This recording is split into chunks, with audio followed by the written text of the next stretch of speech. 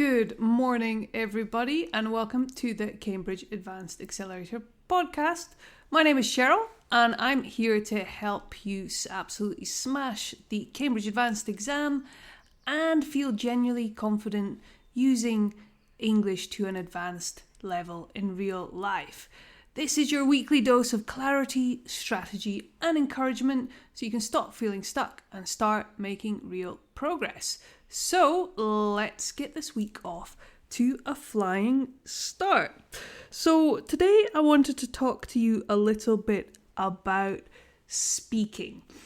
Speaking for the Cambridge Advanced exam, but also speaking in general at a kind of C1 or even C2 level.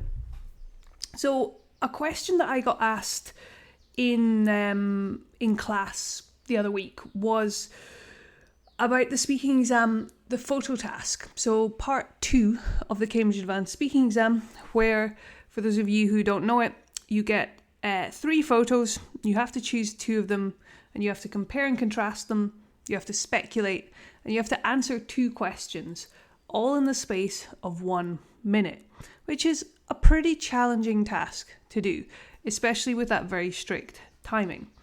And one of my students asked, who just kind of started on the course, they just started that week. One of the students asked, they're like, "Oh my God, Cheryl, I just feel like when I do this task, I've got no language, I've got no English, my English seems terrible, I can't do it in time, and it's horrible, and I feel really bad about my English. What can I do?" And it's not the first time I've heard this. And it's very, very common when you start practicing exam tasks. So this is something I want to talk a little bit about this week. So the thing you have to remember is doing the Cambridge speaking exam and speaking in real life are 2 completely different things, okay? It's not enough to just be really good at speaking to be able to pass the exam. You have to learn the technique of how to do the exam. You need to learn how to play the game and show off with your speaking in the exam in order to get a good mark, right? But what most people forget and what most teachers don't tell you is that when you're learning the technique for the exam, this is a lot of things that you have to do. This uses a lot of kind of brain power, a lot of mental energy to learn the techniques for the exam. So it's very normal that your brain is not going to have any space left to think about vocabulary or grammar or just being able to kind of form a sentence. And I think the important thing here is to change our mindset when we're first beginning to prepare for the exam around this. It's important to kind of expect that your English level might appear to drop for a little bit when you first start until the exam technique becomes normalized for you. If you think about it this way, so when you first are trying to do the tasks, your brain is just completely full with exam task, okay? And there's nothing left in your brain. There's no more room to think about grammar and vocabulary. Gradually, as the exam technique becomes muscle memory for you, okay? So you can do it in your sleep. You don't have to use any energy to think about it. So gradually over time, while you're practicing these tasks, or within a space of a few days, if you do it really intensively, you will find that technique becomes muscle memory, and then it's not using so much space in your brain. So then you have much more space available in your brain to think about grammar and vocabulary and ideas. And suddenly it feels like overnight your English has improved again. But it's not necessarily that your English has improved, it's just that you've got more space in your brain to do this. I had one student, Veronica, who got really good at these tasks really fast, the photo task, by basically just sitting. When she first started the course, she sat after every speaking session for about half an hour and just did these photo tasks with the templates that I gave her for the structure and the technique for speaking part 2. She just sat with them for about half an hour doing the task over and over. Now this task is 1 minute long, so half an hour you're getting about 30 practice sessions with that. After a week, she came back the following week to practice them, and it was like night and day with her English level. Suddenly, boom, she had that muscle memory, and suddenly her fluency just took off, and she'd gone from kind of what I would call like a failing grade in this task to being up at a really good kind of like, I would say a grade B within the space of a week, just from that muscle memory, okay? So, sounds really simple, but it's really, really effective for these tasks. You've got to put that muscle memory in. The same as, I always compare it to driving a car. Like when you first start learning how to drive a car, there are so many things that you have to think about. You have to look in your mirrors. You're looking for your gear stick to change gears. You're having to look at your wing mirrors to check you're not going to drive off the side of the road or scrape a car. You have to look and see if any pedestrians are crossing the road. You have to look at your handbrake. You have to look at the speed, the traffic lights. There's so many things that you need to think about that it's absolutely exhausting. I remember when I was 17, I started learning to drive. In the UK, you can learn at 17. Or 16 even, I think. Anyway, so I was doing my driving lessons, and I would be like absolutely exhausted after an hour of a driving lesson because of that kind of brain power that you were using to do that. Nobody could speak to me when I was in the car at that time. Radio off, because I was using so much kind of brain energy just to drive, to keep going. And that's very much the same as like learning the technique of the speaking exam. But then after, you've had so many lessons, or you've learned to drive and you've been driving for a couple of years, have you ever had that thing where you go out driving and you leave work and then suddenly you're at your house and you don't remember the journey, you don't remember getting there because you were on autopilot. It was something that you've done so many times that you're so used to, you don't even think about it. And you just go on that autopilot and suddenly, boom, you're at your house.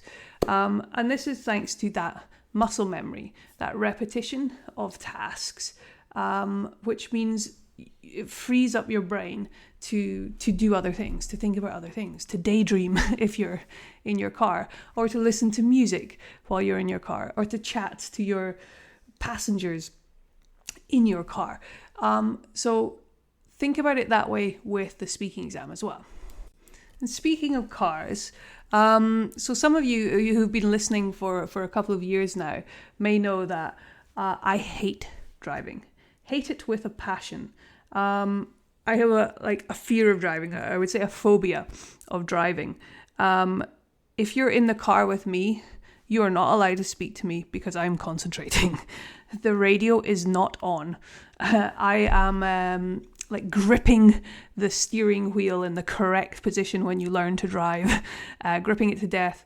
I'm always checking the mirrors because I'm always catastrophizing. I always think that the car is going to go off the side of the road and it's going to flip over 100 times and it's going to explode and I'm going to die, or I'm going to hit someone and they're going to die. That is all I think about if I'm in the driving seat. If I'm the passenger, it's fine. But if I'm driving, I have this massive fear. So much so that I went to a psychologist about it a couple of years ago. A horrifically expensive psychologist a couple of years ago to try and fix this problem, because basically I just started avoiding driving. Like when I lived in the UK and when I lived in Ireland, I drove. I didn't like it, but I drove. And I was used to it, and I kind of did it every single day to go to work. I was working in Ireland. I was the director of a school there, and I would drive there every day to work, or I'd drive to my skating, my roller derby training. So drive out to the mountains with the dogs. So I was driving every single day, and I got used to it, and I was fine. But then when I moved to Spain, and I had to start driving on the other side of the road, that was new and that was scary. And I didn't have a car, so I just avoided driving and stopped it for a couple of years. And then basically when I tried to start driving again, I just was panicked and going round a roundabout in Spain. I was like, oh my God, this is awful. I just started avoiding it and making it this bigger and bigger thing and getting more and more anxious. And it kind of peaked when me and my wife, we went on holiday to El Hierro, which I live in Tenerife. El Hierro is like this tiny little island next to Tenerife. And it's tiny. It's got little tiny roads and there's hardly any cars there. So we were going over, we're like, right, let's rent a car. And my wife only drives automatic, but the automatics were like 4 times the price to rent as a manual car with gears. So I was like, Ellie, I'll drive it. It's okay. I'll drive it. It's a tiny little island. What can go wrong? So I decided I would drive it. That holiday was one of the worst holidays we have ever been on because it started out okay. We got out the airport and I got in the car, checked all my mirrors, started driving. So that was fine and we got to our accommodation. But the next day we decided to go on a bit of a tour of the island and to go up to the mountains higher up. So we were going up to one of the mountains on this windy, curvy road, and about halfway up, the fog descended, the clouds descended. We could hardly see anything, and this road was winding and winding with these big cliff drops. And we got to the top of the mountain, and I had to do this 3-point turn because there was nowhere to park, and basically I got stuck momentarily, and I just burst out crying, had a panic attack, and refused to drive any further. And we were stuck at the top of a mountain in the fog. So me refusing to drive wasn't really a great situation, a great place to decide that. But anyway, I was crying and shaking. I was like, I can't do this. So poor Ellie, who hasn't driven a manual car in about 20 years, poor Ellie had to drive us down the mountain. And of course this made her a bit stressed because she was like crunching the gears and stalling. Stalling is when the engine cuts, no? Because you are using the clutch. You go too high on the clutch, when you're changing gears. So the gears were crunching. We were not in gear. We were stalling, and she was very angry with me driving down this mountain. Eventually we got back to our accommodation, and it was at that point that I was like, oh God, I need to do something about this. So that is when I went to a psychologist. And basically their advice was, you just need to do it. Basically exposure therapy, that you need to do it and you need to gradually build up to it. And you need to get those repetitions in. Because if you keep avoiding it, then you're going to turn it into this bigger and bigger and bigger and scarier thing. And it's just going to get worse and worse and worse. So I basically had to do that. I had to first just sit in the car, in the driver's seat, and just do that. And then I would drive round the block. And then I would drive to the supermarket, which is very close to our house. And just gradually, I forced myself to do that every single day, doing something with driving, until it became quite natural for me, until it gradually became less scary. And I'm not going to lie, it's still not something that I enjoy, but I'm not going to have a panic attack at the top of a mountain in the fog again and make my wife drive down the hill and have a big argument. I'm not at that stage anymore. And you might be thinking, okay, this is a fascinating story, Cheryl, but what on earth has this got to do with learning English? Well, I would say the same thing is true. This exposure therapy, if you feel a bit anxious about speaking English, if you kind of get that feeling when you try and speak English, that panic or that freeze, you're like, my mind's gone blank, everything's freeze, I don't know what to say, or you start feeling embarrassed, and you start avoiding situations where you might have to speak English, either on purpose or subconsciously starting to avoid those situations.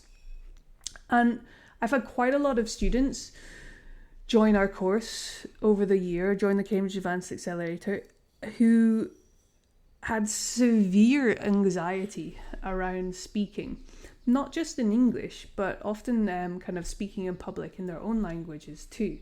And the amount of times after a couple of months on the course, those same students came back to me and said that, oh my God, I've been trying to get over this anxiety for years, I've been talking to therapists, but just the fact that you have unlimited speaking sessions and I can go to like 12 hours a week of speaking sessions and I'm speaking to different people every time from all over the world, they were like, just because of that, I've got over this anxiety around speaking. I'm doing it so often that it's not a big deal anymore. And of course, we taught them strategies to deal with like what to do if you freeze, what to do if you forget a word, like ways to manage those events if they happened. But the key thing was just that repetition. Like me with driving, it was just showing up and having a go and doing that regularly that helped them get over that fear. Now, I'm not saying if you've got anxiety and stuff, like severe anxiety, don't give up your therapist sessions. I don't want to encourage that.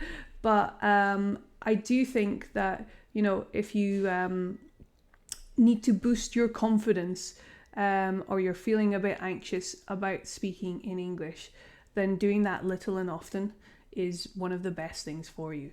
But not just for helping with anxiety. So the reason that our courses have a huge emphasis on speaking and speaking a little bit every day is, yes, to help with anxiety and to help boost your confidence, but also to help boost your vocabulary and start activating language.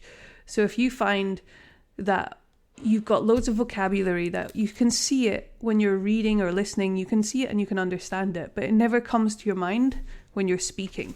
You keep using the same basic phrases when you're speaking. This is because you've got passive language and it's not been activated. Repetition is going to help with that. You need to use a word around 10 times before it starts being kind of comfortable for you and in your vocabulary actively. So that's what I would encourage my students to do. It's like when you learn new language at the beginning of the week, okay, go to the speaking session, practice it, then come back the next day, practice it a little bit more, come back the next day, practice it a little bit more, noticing in between each session which words you were struggling to find, making sure you kind of revise them a little bit, come back to the next session, and then by the end of the week, students are feeling really confident and able to use that new language without having to think about it too much. And that's the kind of power of repetition to help with activating language. It's so key. That and not trying to do too much at once. If you try and learn 100 phrasal verbs in a week and use them all in speaking sessions, that's not going to work. If you learn 10 and you push yourself to use them, that's going to work. And that's going to be way more effective over time. Okay?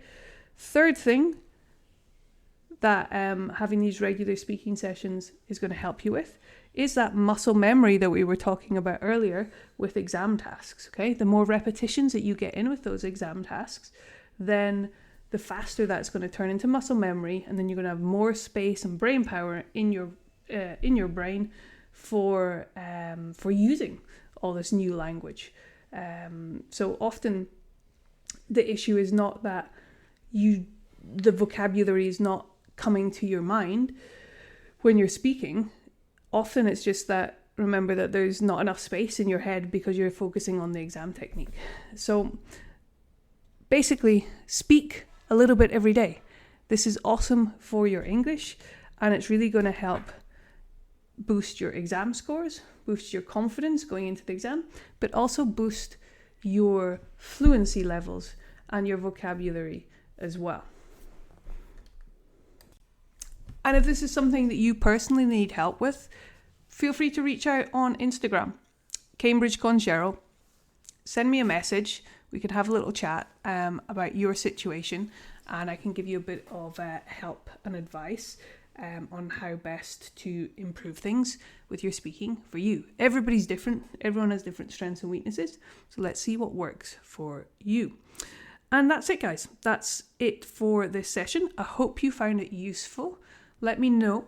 Send me a message. Let me know what you found valuable from today. And I will see you same time next week, every Monday, on the Cambridge Advanced Accelerator podcast.